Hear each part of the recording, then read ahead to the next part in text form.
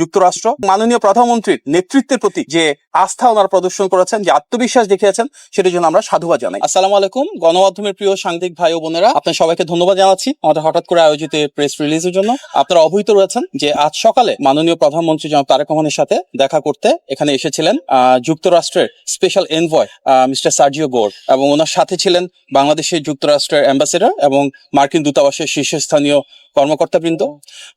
বাংলাদেশ সরকারের পক্ষ থেকে মাননীয় প্রধানমন্ত্রীর সাথে ছিলেন মাননীয় পররাষ্ট্রমন্ত্রী, পররাষ্ট্র প্রতিমন্ত্রী, পররাষ্ট্র উপদেষ্টা, আইসিটি উপদেষ্টা, আমি নিজে ছিলাম, এবং ছিলেন মার্কিন যুক্তরাষ্ট্রের বাংলাদেশের অ্যাম্বাসেডর।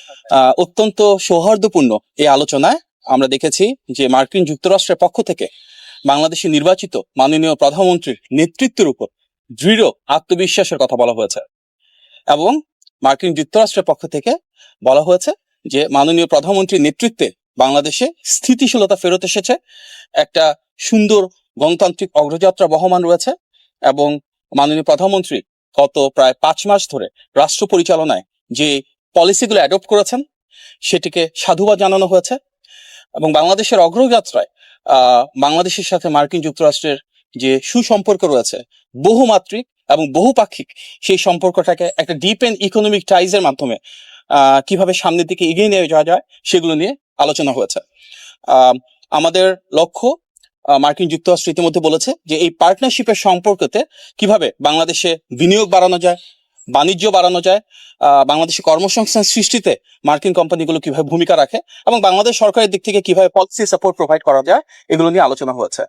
এক্সপোর্ট এবং ইম্পোর্ট কিভাবে বৃদ্ধি করা যায় সেগুলো নিয়ে যেমন বিস্তারিত আলোচনা হয়েছে। একই সাথে সামনের দিনগুলোতে মার্কিন ইনভেস্টমেন্ট যেন বাড়ে, তার একটি ফার্স্ট স্টেপ হিসেবে আগামী সপ্তাহের শেষ নাগাদ যুক্তরাষ্ট্রের শীর্ষস্থানীয় প্রায় 25টি শিল্প এবং ব্যবসা প্রতিষ্ঠান থেকে শীর্ষস্থানীয় প্রায় 45 জন ব্যবসায়িক নেতৃবৃন্দ বা প্রথম সারির কর্মকর্তাবৃন্দ বাংলাদেশে আসবেন।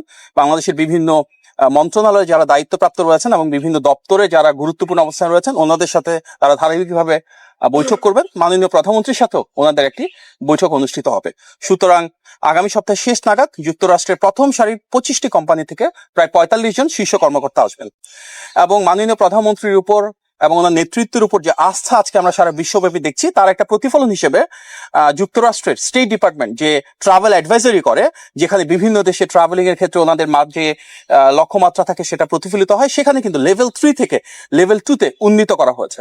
অর্থাৎ বাংলাদেশের বর্তমান যে অবস্থান রয়েছে সেখানে মার্কিন যুক্তরাষ্ট্রের বিনিয়োগকারী এবং সবার জন্য এটি উন্মুক্ত, এবং সবাই যেন এখানে আসেন এবং এ দেশ গণতান্ত্রিক পথযাত্রায় কিভাবে বিভিন্ন ধরনের ইকোনমিক অপরচুনিটি তৈরি করতে পারছে সবার জন্য, সেটি এক্সপ্লোর করে, সেটা আমাদের মূল লক্ষ্য। অত্যন্ত আন্তরিক এবং সৌহার্দ্যপূর্ণ আজকের এই আলোচনায় বাংলাদেশ এবং যুক্তরাষ্ট্রের যে ঐতিহাসিক সম্পর্ক রয়েছে সেটি একটি ভিন্ন মাত্রায় যাবে, এবং তার উপর ভিত্তি করে আমরা আরো বেশি যুক্তরাষ্ট্রের সাথে ট্রেড এবং সে দেশ থেকে ইনভেস্টমেন্ট এখানে অ্যাট্রাক্ট করব। বাংলাদেশে ইনশাল্লাহ আরো বেশি এমপ্লয়মেন্ট জেনারেট হবে, এবং আমাদের যে মাল্টিফ্যাসেটেড অ্যাটাচমেন্ট রয়েছে, যে অপরচুনিটিস রয়েছে, একটা পার্টনারশিপের মাধ্যমে এটাকে ইনশাল্লাহ সামনের দিকে এগিয়ে নিয়ে যাব। এখান থেকে মিটিং এর পর যুক্তরাষ্ট্রের স্পেশাল এনভয় মিস্টার গোর উনিও প্রেস ব্রিফ করেছেন, এবং এই কথাগুলো সামনে এসছে, এবং আমরা বিশ্বাস করি গণতান্ত্রিক এই পথযাত্রায় যুক্তরাষ্ট্র একটি বন্ধু প্রতিম রাষ্ট্র হিসেবে দীর্ঘদিন ধরে যে হয়েছিল বাংলাদেশের সাথে থাকবে, পাশে থাকবে, এবং মাননীয় প্রধানমন্ত্রীর নেতৃত্বের প্রতি যে আস্থা ওনারা প্রদর্শন করেছেন, যে আত্মবিশ্বাস দেখিয়েছেন, সেটার জন্য আমরা সাধুবাদ জানাই। আজকে মাননীয় প্রধানমন্ত্রীর সাথে এখান বাংলাদেশের স্থানীয় বিজনেস কমিউনিটির একটা মিটিং হয়েছে। আপনারা হয়তো অবগত রয়েছেন যে দেশের প্রথম সারির বেশ কয়েকটি শিল্প প্রতিষ্ঠানের যারা কর্ণধার রয়েছেন, ওনাদের একাংশ আজকে মাননীয় প্রধানমন্ত্রীর সাথে বৈঠকে বসেছিলেন, এবং সেখানে স্থানীয় অন্যান্য বেশ কিছু মন্ত্রণালয় এবং সরকারি দপ্তরের যারা দায়িত্বপ্রাপ্ত ব্যক্তিবর্গ ছিলেন, ওনারাও ছিলেন সেখানে। মাননীয় প্রধানমন্ত্রী প্রাইভেট সেক্টরের বিভিন্ন বিষয়ে ওনাদের অবস্থানগুলো জানতে চেয়েছেন। আমাদের দীর্ঘ ফ্যাসিবাদের কারণে রাষ্ট্র ব্যবস্থায় অনেক ধরনের সমস্যা রয়েছে। আমাদের ট্রেড, ইন্ডাস্ট্রি, এবং ইনভেস্টমেন্টের ক্ষেত্রেও কিছু জটিলতা রয়েছে। গত 5 মাস ধরে আমাদের নির্বাচনী ইশতেহারের আলোকে নির্বাচিত বিএনপি সরকার সেগুলো অনেকটাই কাটিয়ে ওঠার চেষ্টা করছে, যার কারণে প্রাইভেট সেক্টর থেকে মাননীয় প্রধানমন্ত্রীকে ধন্যবাদ জানানো হয়েছে এবং ওনাদের যে সমস্যাগুলো রয়েছে সেগুলো তিনি ডিটেলসে শুনেছেন, উপলব্ধি করেছেন এবং সামনের দিনগুলোতে কিভাবে সমাধান করা যাবে সেগুলো নিয়ে আলোচনা হয়েছে। বিশেষভাবে আমাদের বিদ্যুৎ এবং গ্যাসের যে ঘাটতি রয়েছে, কিভাবে আমরা এনার্জি সেক্টরে যে লং টার্ম ধরে চলে আসা সমস্যা সেটা সমাধান করব, কিভাবে আমাদের এনার্জি সিকিউরিটিটাকে আরেকটু এনহান্স করব, বাংলাদেশে দেশি এবং বিদেশি বিনিয়োগ বাড়ানোর জন্য আমাদের এনবিআর বা ট্যাক্সের কি ধরনের রিফর্ম করার প্রয়োজন রয়েছে, কিভাবে আমাদের পলিসি সাপোর্টটা এমন হবে যেখানে প্রাইভেট সেক্টর লেড একটা গ্রোথ আমরা ইনশিওর করতে পারি, সেগুলো নিয়ে আলোচনা হয়েছে।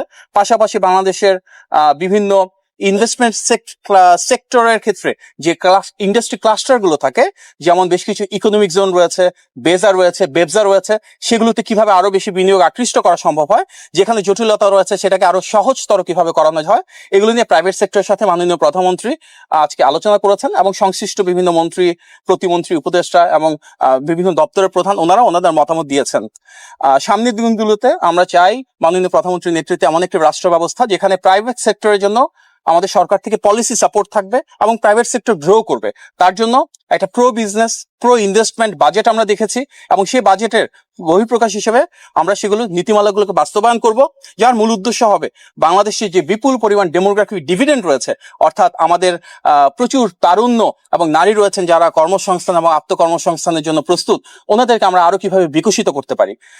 আমাদের জনবান্ধব সরকার, জনবান্ধব বাজেট এবং জনবান্ধব যে নীতিমালা রয়েছে সেগুলো কার্যকর করার এই পথযাত্রাকে প্রাইভেট সেক্টরের যে রিপ্রেজেন্টেটিভ আজকে এসেছিলেন ওনারা আন্তরিকভাবে ধন্যবাদ এবং সাধুবাদ জানিয়েছে। এবং আমরা বিশ্বাস করি মাননীয় প্রধানমন্ত্রী সবসময় যেটা বলেন, করব কাজ গর্ব দেশ, সবার আগে বাংলাদেশ, সেই নীতিকে ধারণ করে বাংলাদেশের স্বার্থকে প্রাধান্য দিয়ে বাংলাদেশের মানুষের কিভাবে কল্যাণ হয়, জনগণকে কিভাবে আমরা আরো বেশি ক্ষমতায়িত করতে পারি, তার জন্যই আজকের আলোচনা। অনেকগুলো বিষয় নিয়ে আলোচনা হয়েছে, পরবর্তীতে সংশ্লিষ্ট দপ্তর থেকে বিস্তারিত জানানো হবে। যেমন প্রাইভেট সেক্টর থেকে একটা বলেছে যে আমাদের যে পোর্টরা রয়েছে, একটা এক্সাম্পল হিসেবে বলি চিটাগাং পোর্ট কিংবা ঢাকা এয়ারপোর্টে সেখানে যে কমার্শিয়াল অ্যাক্টিভিটিস গুলো রয়েছে, আমদানি রপ্তানির জন্য 24/7 সার্ভিস করা যায় কিনা। মাননীয় প্রধানমন্ত্রী তাৎক্ষণিকভাবে নির্দেশনা দিয়েছেন এবং সরকারের সকল দপ্তর মিলে নিশ্চিত করবে সামনের দিনগুলোতে যে বাংলাদেশের প্রতিটি পোর্ট যেন 24 ঘন্টা সার্ভিস প্রোভাইড করতে পারে। ইম্পোর্ট এক্সপোর্টকে আরো কিভাবে ফাস্টেনার করা যায়, আরো কিভাবে এক্সপেডিট করা যায়, এরকম বেশ কিছু সেক্টরে বেশ কিছু পলিসির ক্ষেত্রে প্রস্তাবনা এসেছে। মাননীয় প্রধানমন্ত্রী তাৎক্ষণিকভাবে আলাপ আলোচনা ভিত্তিতে কিছু সিদ্ধান্ত দিয়েছেন। মূল উদ্দেশ্য ব্যবসাকে আরো সহযোগীকরণ করা, বিনিয়োগকে আরো প্রবৃদ্ধির মাধ্যমে বাড়ানো এবং বাংলাদেশের জন্য বিপুল পরিমাণ কর্মসংস্থান সৃষ্টি করা।